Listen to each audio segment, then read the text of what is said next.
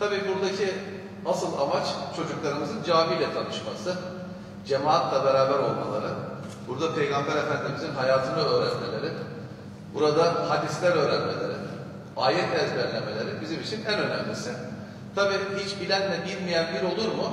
Bilenlerin de farklı olması gerekiyordu. O konuda sağ olsunlar böyle bir organizasyonlarda çocuklara ödül verelim denmiş. O görevi de biz üstlendik sizlerin adına. Sağ olsunlar bu süreç tamamlandı. Bugün ödül almaya hak kazanan yavrularımıza ödüllerini vereceğiz. Onun için hep birlikteyiz. Ama benim özellikle çocuklarımızdan isteğim ödülü aldık bir kenara geçtik değil. Bu 40 gün bitti demeyeceğiz. Bunu yaşam biçimi haline getireceğiz. İnşallah şimdiden nasıl alışırsanız ömrünüz öyle devam edecek.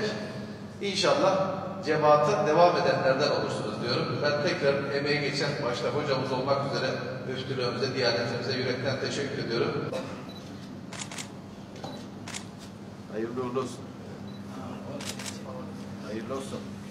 Tebrikler. Bu kulaklıkların da bir özelliği var. İçerisinde Kur'an-ı Kerim yüklü. Flash disk olarak başlarınızda inşallah onu dinleyeceksiniz. Tamam.